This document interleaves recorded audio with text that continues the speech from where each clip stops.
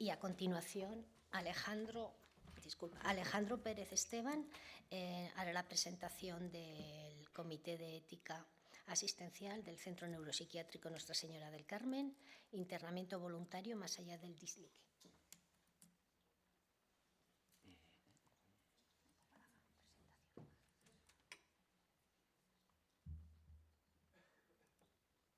Ya está, gracias. Gracias a ti.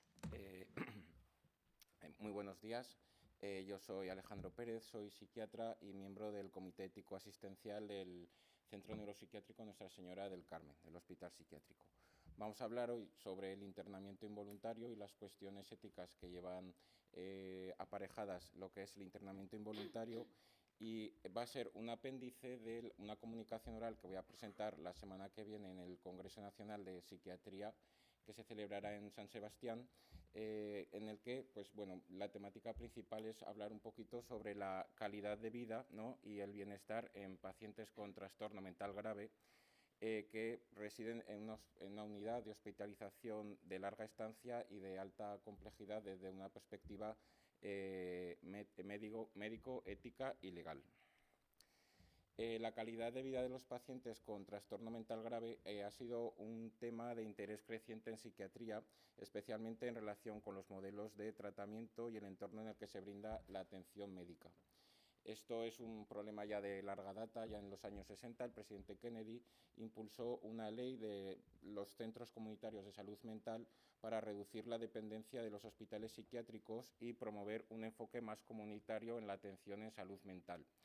En aquella época estamos hablando que en Estados Unidos había unas 650.000 camas de pacientes en unidades de larga estancia, y en los años 90 se redujeron drásticamente hasta pasar a unas 65.000, es decir, una reducción de casi de 500.000 camas.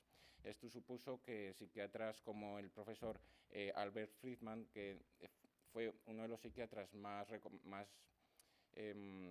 especialistas en tanto psiquiatría y justicia en paciente con salud mental, y luego también fue uno de los psiquiatras que promovió la despsiquiatrización, por ejemplo, de la homosexualidad en el ADSM, llevó, pues, o argumentó o levantó la voz que esta situación de desinstitucionalización, tan extrema, pues llevaría a pacientes a situaciones, a un estado de vulnerabilidad, a estados de calle, sin el apoyo adecuado, y que resultó, como se vio en aquella época, un aumento de personas con trastorno mental grave viviendo en condiciones precarias.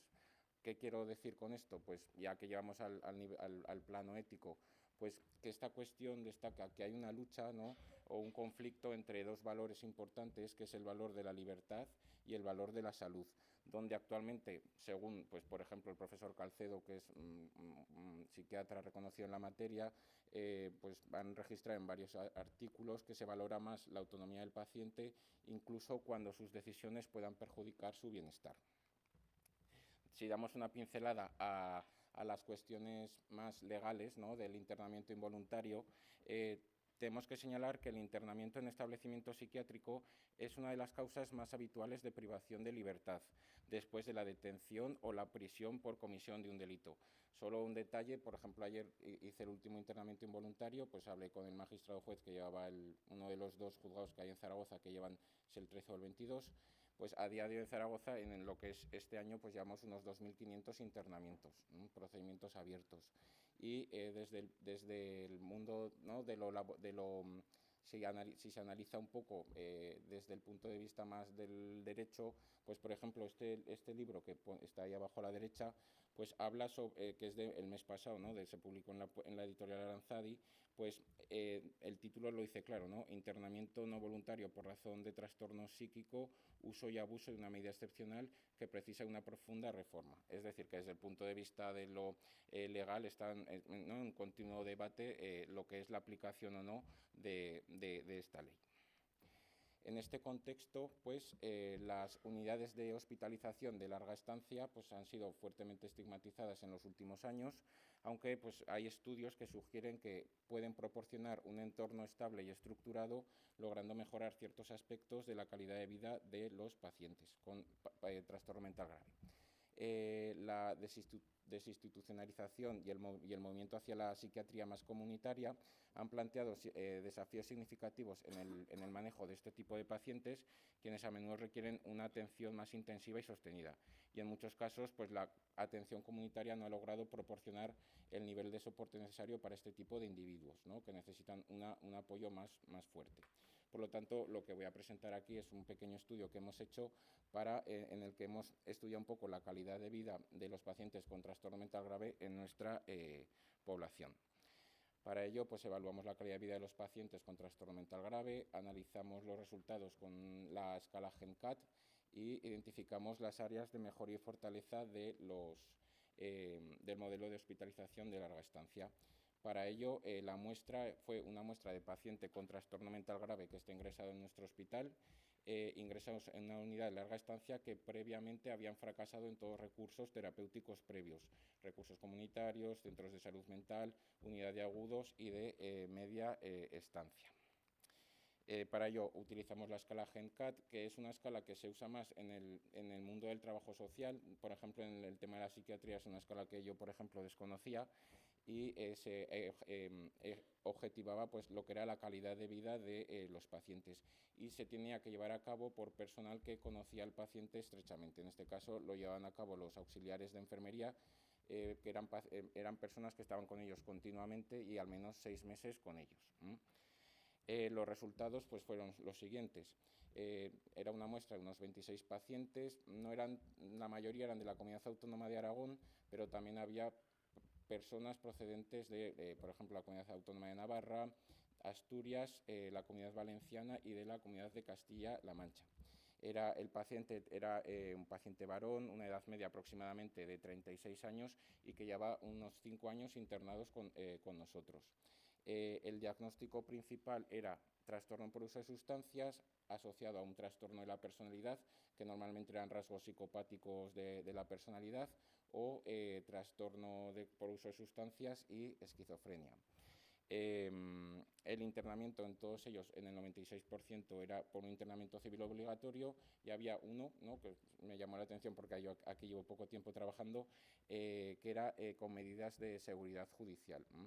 Y luego, pues a nivel de más farmacológico y tal, pues eran pacientes sometidos a una alta carga de medicación farmacológica, con tratamientos pues de tipo más específico, ¿no?, de podo típicos o atípicos, y que el 40% de los pacientes usaban la clozapina. ¿Cuáles son nuestros resultados?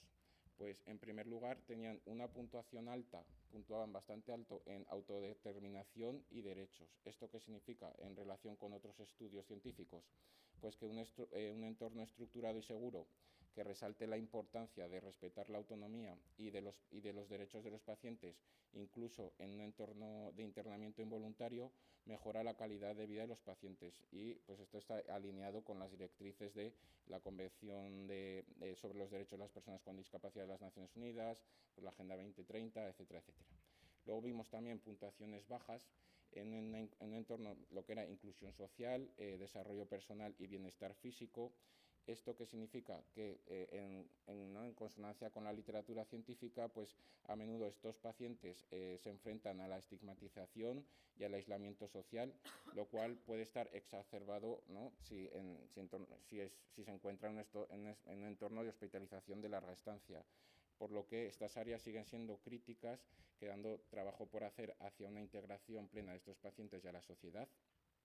Señalar también que la totalidad de todos nuestros pacientes están bajo un internamiento involuntario por el régimen civil, ¿no?, el 763, o bien por una medida de seguridad, es decir, desde el ámbito más de lo penal. Entonces, ¿no?, de nuevo, se destaca la necesidad de equilibrar la protección y la autonomía del paciente. Aunque se prioriza la libertad individual, ¿no?, en muchos casos la capacidad de decisión del paciente puede estar comprometida, justificando la necesidad de un entorno controlado para la estabilización y el tratamiento intensivo. Y por último, vimos en definitiva que la calidad de vida de estos pacientes era moderada. Pues bueno, esto que no era alta ni baja, pero bueno, también si la comparamos por cómo venían, etcétera, etcétera, pues no, ni tan mal. Entonces, estas unidades pues siguen desempeñando un papel crucial, ¿no?, en proporcionar un entorno estable y de apoyo necesario para la recuperación y el bienestar general de los pacientes. ¿Cuáles son nuestras conclusiones? Y termino ya. Los resultados indican que los pacientes en unidades de larga estancia pueden experimentar niveles variables de calidad de vida y bienestar, destacando siempre la importancia de un enfoque individualizado en su atención. Las medidas judiciales de internamiento pueden tener un impacto significativo en la calidad de los pacientes, subrayando siempre la necesidad de equilibrar los derechos individuales de los pacientes con la necesidad de una intervención clínica adecuada, garantizando que estas medidas siempre se utilizan de una manera justa y ética. Y por último, en la actualidad, el modelo de internamiento en unidades de larga estancia sigue siendo una opción válida y efectiva para el tratamiento y abordaje de pacientes con trastorno mental, ya que ofrece beneficios específicos en términos de estabilidad y acceso a servicios especializados que actualmente pues, no se pueden garantizar en otros entornos para esta población clínica. Las limitaciones, que es un estudio pequeño, pues diversas futuras investigaciones podríamos abordar estas limitaciones y compararlo, por ejemplo, con medidas de internamiento judiciales o tratamientos ambulatorios involuntarios, o compararlos con pacientes graves que están en una comunidad, ¿no?, en régimen más abierto. Y quiero agradecer pues, a todos y a todas las auxiliares de enfermería por la contribución en la recogida de estos datos. Muchas gracias.